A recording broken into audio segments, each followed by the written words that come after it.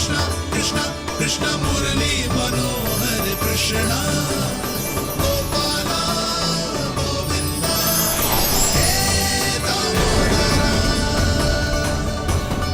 भाग्य,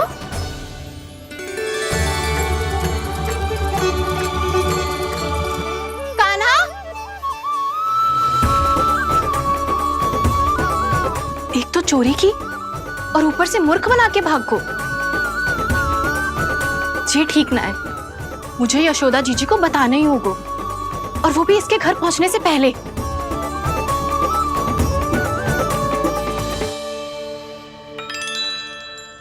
अरे पल्लू मत खींच, तनिक रुक जा, दे रही हूं, पूजा तो करने दे।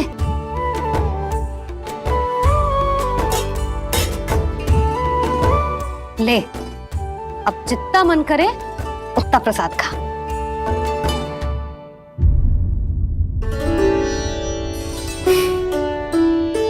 या तो मैं सच्ची बावली हो गई हूँ कि मुझे हर समय कान्हा दिखता रहता है, या फिर मेरा लल्ला कुछ अधिक ही विशेष है कि मेरे साथ ना होके भी सदैव अपनी मैया के साथ ही रहता है।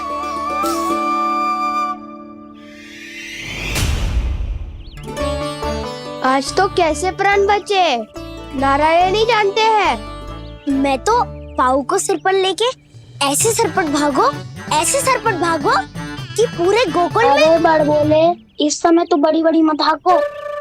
पर असली लाभ तो वानर महाराज ने उठाया है। पूरी की पूरी मटकी अकेले लेके निकल लिए। ये हमारी प्रतीक्षा कर रहा था ताकि हम माखन बांट सके। हमारे साथ ना दाऊ, उनके साथ।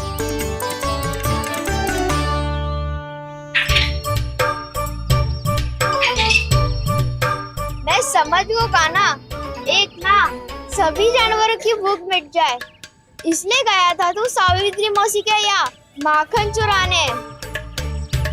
इससे पहले कि वो हमारे यहाँ पहुँच जाए, हमें घर पहुँचना होगा दाऊ, चाहे कछु हो जाए, पर देरी ना होनी चाहिए। इससे पहले के बहुत समय बीत जाए, हमें ये समझना होगा कि लोभ आदमी की बुद्धि को भ्रष्ट कर देता है, हमारे सोचने समझने की क्षमता को नष्ट कर देता है। बहुत समय पहले की बात, एक साधु था, वो सुनसान घने जंगल में रहकर साधना करता था। ब्रह्म ज्ञान को प्राप्त करने ही वाला था कि अचानक से एक दिन उसे एक सुनहरी बिल्ली दिखाई थी। उसने उसे देखो तो सोचो कि ये तो बहुत सुंदर है, इसे तो मेरे पास रहना चाहिए, और उसने उस बिल्ली को अपने पास रख लिया। फिर उसने सोचो कि इसे तो दूध की आवश्यकता होगी और उसके लिए गाय की, तो उसने एक गाय भी रख ली। अब गाय को चारे की आवश्यकता होगी और चारे के लिए भूमि की। नारायण की कृपा से भूमि का प्रबंध भी हो गया। अब भूमि को जोतनो है, चारा उगानो है, चारा काटनो है, और उसे गाय को खिलानो है। गाय को खिला के उसे दूध निकालनो है, और दूध निकाल के बिल्ली को पिलानो है। कार्य बढ़ गो। अब उसे लगो कि सहायता के लिए 2 जोड़ी हाथ और होने चाहिए, तो उसने विवाह भी कर लियो। कुछ समय बीतो और संतान हो गई, और उसे एक बड़े घर की आवश्यकता अनुभव हुई। इसी प्रकार धीरे धीरे लोभ ने उसे अपनी छाया में ले लिया, और वो नारायण की साधना कर ब्रह्म ज्ञान को पाने के अपने परम लक्ष्य को भूल गो। फिर अनेक वर्ष बीतने के पश्चात उसकी अपने गुरु से भेंट हुई। पहले तो उन्होंने उसे पहचाना नहीं, और पहचानो तो उनने कही कि एक बार,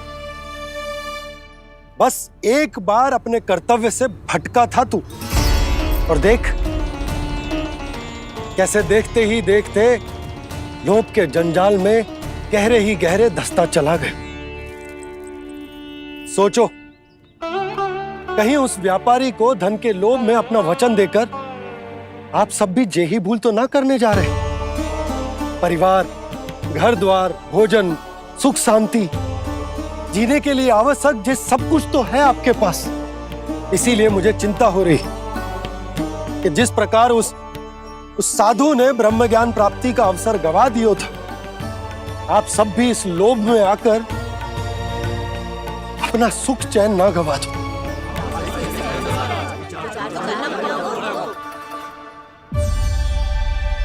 लग तो है बात सबको समझ आ रही है।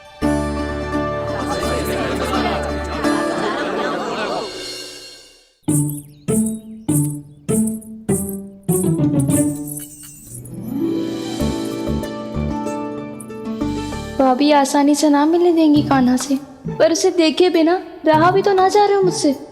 कहाँ है वो? मुझ पे बहुत क्रोध है उन्हें। इतनी शीघ्र शांत ना होगा, उन्हें मनाना तो पड़ेगा ताकि मैं नंद भवन में फिर से बिना किसी रोक टोक के आ जा सकूं। पर क्या बोलूं, कैसे मनाऊं उन्हें?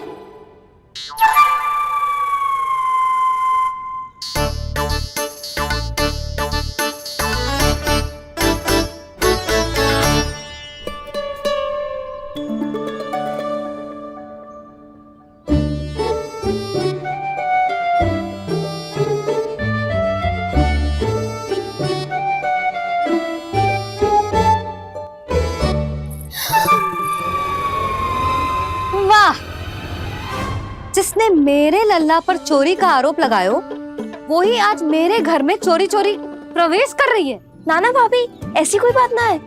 मैं तो बस ये देखने आई थी कि जसोदा भाभी का क्रोध शांत हुआ कि ना?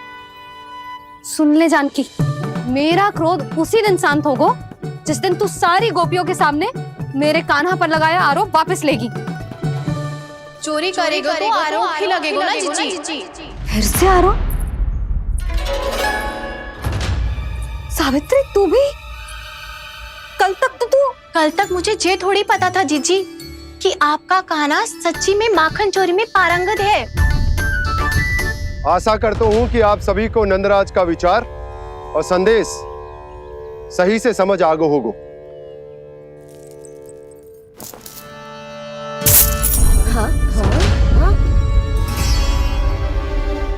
सिक्कों की खनक बता रही है कि पोटली कितनी भारी है। एक ही दिन में कितनी धन पा गई जे।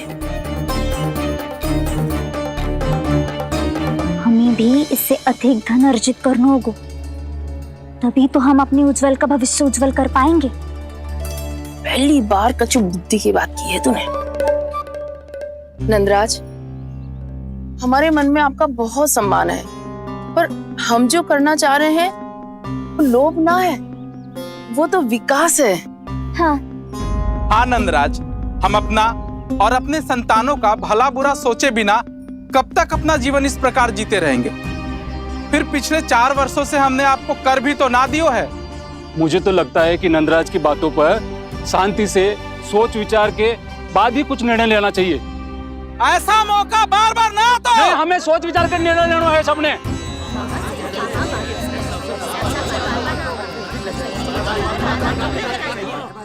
चोरी में पारंगत? हाँ जीजी, उसने टोली बनाई है और उसका नाम भी रखा है चौर्य विद्या प्रसारण टोली, और आपका कान्हा उसका अध्यक्ष है। अच्छा, तो कान्हा पूरी टोली लेकर आया था चोरी करने तेरे घर? और नहीं तो क्या। पर एक बात बताओ जीजी, मेरे बलदर को देखकर किसी का साहस ना हुआ भीतर जाने का, पर आपका कान्हा इतना साहसी है कि बिना भयभीत हुए इतने भयंकर बैल के निकट चले गए। सच्ची? और तेरे रक्षक बैल ने कुछ ना किया उसे? है ना अचरज की बात। क्रोध के स्थान पर वो तो उसके सामने ऐसे झुक गो जैसे कि प्रणाम कर रहा है। और जीजी, आपका कान्हा साहसी ही ना, बहुत चतुर भी है। मैंने मटकियां बहुत ऊपर लटकाई थी, पर बताओ कि बिना चौकी के मटकी को नीचे उतारने का उपाय किसने ढूंढा? किसने? आपके चतुर कान्हा ने। उसने अपने सखाओं को पर्वत बनायो और एक पक्के सेनापति की तरह बिना भयभीत हुए उनके ऊपर चढ़ गयो और मटकियां उतारने लगो। और एक ही ना, तीनों की तीनों मटकियां उतार ली। तीनों? हाँ जीजी, और वो इतना दयालु है कि पहले एक मटकी का माखन सब में बांट दियो और फिर बची हुई 2 मटकियों में से एक मटकी अपने सखाओं को दे दी और फिर दूसरी मटकी एक भूखे वानर को दे दी। और फिर जब मैं उसके सामने जाके प्रश्न करने लगी तो उसने मुझे अपने तर्कों के जाल में उलझाया और बड़ी आसानी से सिद्ध कर दिया कि वो तो परोपकार कर रहा था। मैं तो देखती ही रह गई और शब्द तो ऐसे झड़ते हैं मुंह से जैसे कि फूल। रुक जा सावित्री, पहले तू ये निर्णय ले ले कि तू मेरे लल्ला का गुणगान करने आई है कि उसकी निंदा करने। निंदा करने ही आई हूँ जीजी। जानकी सत्य कह रही थी, आपका कान्हा माखन चोर ही है और बलराम के साथ भागा था। बलराम क्यों? वो तो साक्षात गरुड़ देव की पीठ पे बैठ के उड़ के आयो है, तभी तो तुझसे बहुत पहले आके यहाँ बैठ गओ ना। आ देख ले, आ जा। देखो कैसे बैठ के सब पहरा दे रहे हैं कि कोई पंछी अनाज ना चुगले, और तुम दोनों व्यर्थ में इन सब पर दोष लगा रही हो। कान्हा के निकट जाने का प्रयास भी मत करना। पहले मेरे लल्ला पर आरोप लगाती हो, फिर उससे मिलना भी चाहती हो।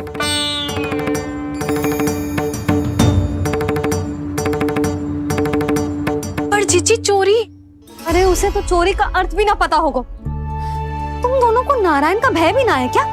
हाँ, मेरे लल्ला पर आरोप लगाने से पहले तुम दोनों को लज्जा ना आए? हे नारायण, अब आप ही बताओ मैं क्या करूं। लग तो है किसी की घोर दृष्टि लगी है कि बार बार मेरे लल्ला पर आरोप लगते हैं। किसी की क्या, तुम दोनों की दृष्टि लगी है। या तो तुम दोनों मनगढ़ंत कथाओं को सत्य बताना छोड़ दो, या फिर कृपा करके मेरे घर आना बंद कर दो।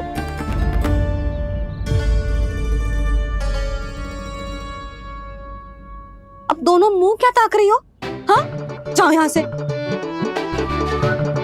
और तुम दोनों नंद जी की सभा में क्यों ना गई? हाँ,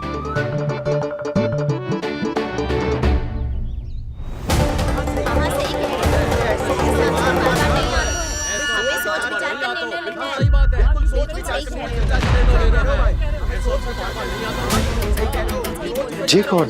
पहले तो कभी ना देखो इसे।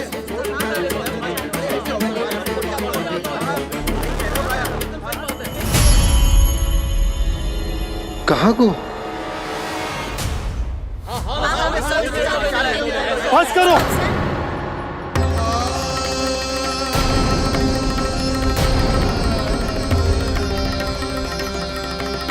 मेरी आंखों के सामने मैं गोकुल में इस तरह फूट पड़ते ना देख सकता। राजा हूं मैं, परंतु आज तक मैंने कोई भी निर्णय आप सब पर ना थोपो और ना ही आज थोपूंगा। मुझे पता है आप सबके पास कल सूर्यास्त तक को समय, इसीलिए मेरी विनती है कि आप घर जाकर रात्रि को इस बात पर पुनः विचार अवश्य कीजिएगा। सोचिएगा कि कोई भी व्यापारी अविश्वसनीय रूप से सस्ता क्रय विक्रय क्यों करेगा जब तक कि उसका कोई छुपा हुआ लाभ ना हो। हमें सोचना होगा कि कहीं हम उसके बिछाए जाल में फंस तो ना रहे।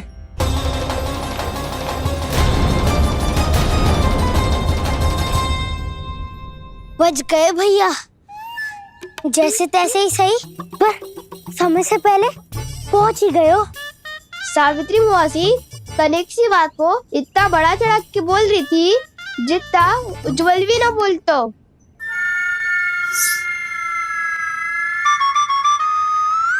वैसे आनंद तो बहुत आयो, सच्ची। हाँ, बेहतर लगा तो माखन भी तो मिला और परोपकार भी होगा। बता कान्हा, और किसके घर जाना है अब? आज ही तो हमें शिक्षा मिली है, इतनी शीघ्र भूल गए तुम सब। लोग के चक्कर में पड़ोगे तो फंसोगे। लोग के चक्कर में पड़ोगे तो फंसोगे।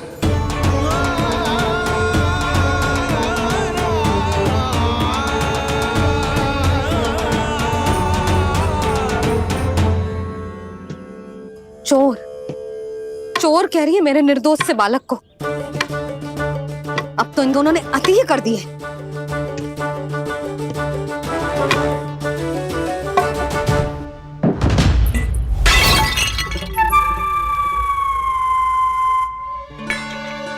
से भी अभी फूटना था। वैसे ही मैं इतनी चिंतित हूँ। कैसे समझाऊं इन गांव वालों को?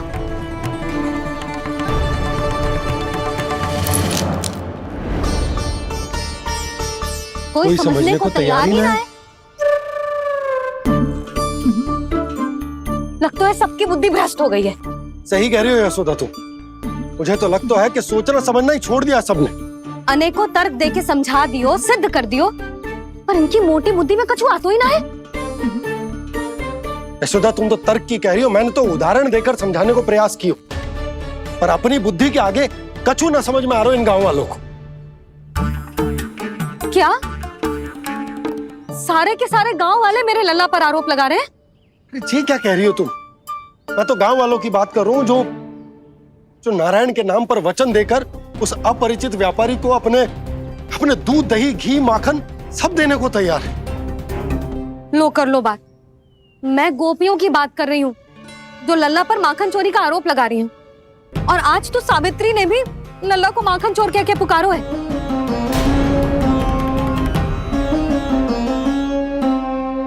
सावधान यशोदा, कहीं बड़ा होकर माखन चोर ना बन जाइए। अच्छा, ये सब आप छोड़ो। स्त्रियों की बात है, मैं संभाल लूंगी। आप ये बताओ, सभा में क्या हुआ? गोकुल में फूट पड़ गई यशोदा, लोभ की फूट।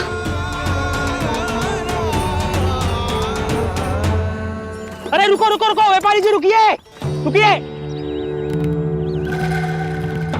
नंदराज ने प्रयास तो बहुत किया था व्यापारी जी, पर कुछ व्यक्तियों को छोड़ करके किसी के कान पे जूं तक नहीं रेंगी। इसका अर्थ फूट पड़ चुकी है लोभ की वजह से। बहुत ही शुभ समाचार लाए हो गुप्तचर। अब शीघ्र ही दिखेगा लोभ का चमत्कार।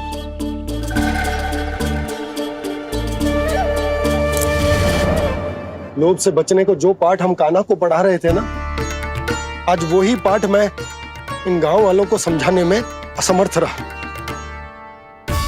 आप चिंता मत करो जी, धीरे धीरे सब ठीक हो जाएगा।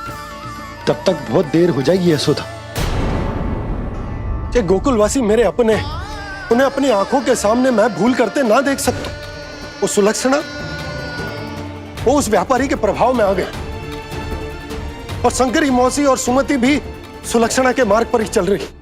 कान खोल के सुन ले बहू, आज से घर में दूध पीनो बंद, दही खानो बंद, और माखन तो बिल्कुल न खानो। पर मैया, पर किंतु परंतु कुछ ना सुननो मुझे। सुलक्षणा की जैसे धनवान बननो है कि ना?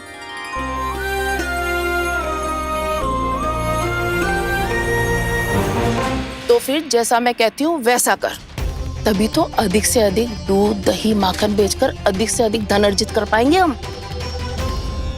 सुलक्षणा को उस व्यापारी की तरह धनवान बनना है और शंकरी मौसी को सुलक्षणा की तरह। ऐसे तो पूरा गांव ही लोभ में पड़कर कल उस व्यापारी के पास पहुंच जाएगा। अब तो फिर स्त्रियों को मुझे अपने ढंग से समझाना पड़ेगा। अब गोकुल वासियों को चाहे कोई भी कितना भी समझा ले, बुझा ले, ज्ञान बांटे, उन्हें केवल एक ही भाषा समझ में आएगी, लोभ की भाषा। लगता है आपके पास बहुत उत्तम योजना है व्यापारी जी। सब झटक लूंगा।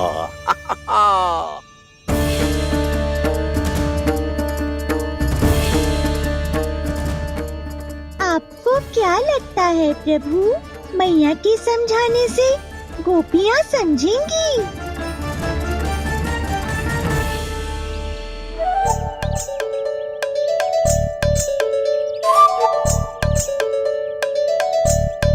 कान्हा, और कितनी प्रतीक्षा करवाएगो? अब बता भी दे, माखन चुराने किसके घर जाना है? इतना आसान ना है निर्णय करना। समय लग तो है, सोच विचार करना पड़ता है, पर ये निर्णय किया कैसे जाए पता है मुझे। लगता है ये निर्णय करना पड़ेगा कि बचना कैसे है।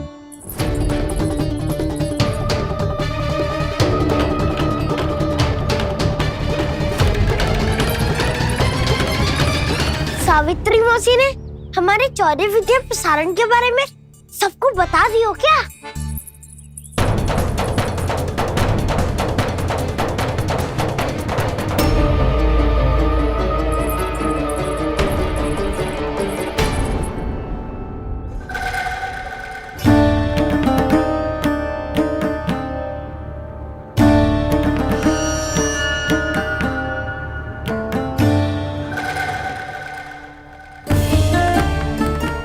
शीघ्र आओ, छोटी माँ बुला रही है।